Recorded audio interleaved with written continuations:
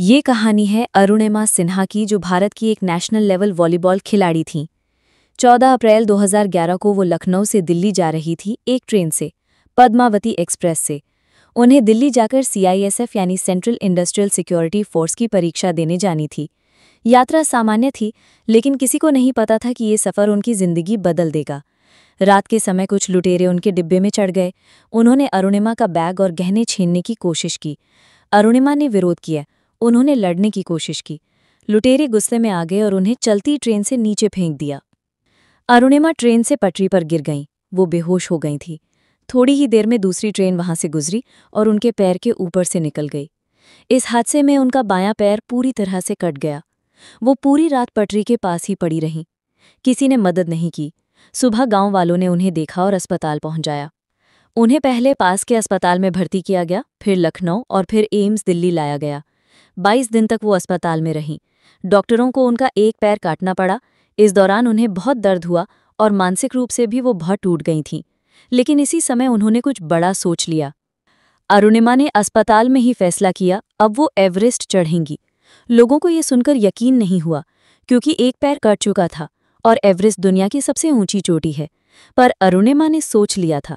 वो हार मानने वालों में से नहीं थी। अस्पताल से छुट्टी के बाद उन्होंने ट्रेनिंग की तैयारी शुरू की। वो टाटा स्टील एडवेंचर फाउंडेशन गई, जहां उन्हें भारत की पहली महिला एवरेस्ट विजेता बछेंद्री पाल ने ट्रेन किया। उन्होंने बेसिक माउंटेनियरिंग कोर्स पास किया। उन्होंने उत्तरकाशी और नेहरू इंस्टीट्यूट से पर्वतारोहण की ट्रेनिंग ली।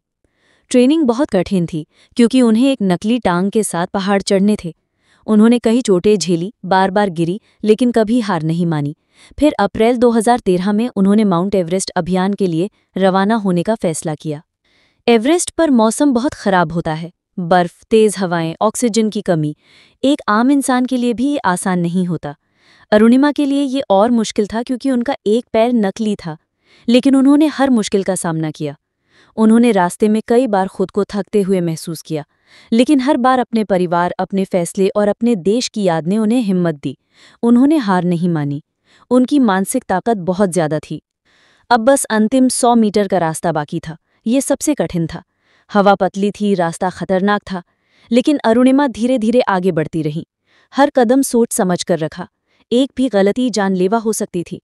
21 मई 2013 को सुबह 10:55 पर अरुणिमा ने माउंट एवरेस्ट की चोटी पर तिरंगा फहराया।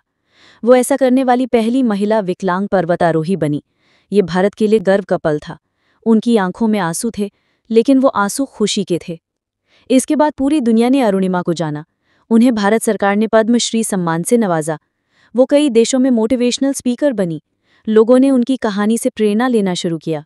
अरुणिमा ने एक किताब भी लिखी, born again on the mountain. इसमें उन्होंने अपनी पूरी कहानी शेयर की। वो अब एक मिशन चला रही हैं, जहां वो गरीबों के लिए फ्री स्पोर्ट्स एकेडमी खोलना चाहती हैं। उनका जीवन अब दूसरों को बदलने का जरिया बन चुका है। एवरेस्ट उनके लिए मंजिल नहीं थी, एक शुरुआत थी। उसके बाद उन्होंने कई और चोटियां भी फतेह की, अफ्रीका की किलिमंजारो, यूरोप की एल्ब्रुस आदि। उनका सपना है सातों महाद्वीप की सबसे ऊंची चोटी पर चढ़ना। अरुणिमा की कहानी हमें सिखाती है, अगर इच्छा शक्ति हो तो कोई भी रुकावट बड़ी नहीं होती। जिसे सबने खत्म मान लिया था, वो दुनिया की सबसे ऊंची चोटी पर पहुंची। ये कहानी सच है। ये कहानी हमें बताती है, हारना तब होता है जब आप कोशिश करना छोड़ देते हैं।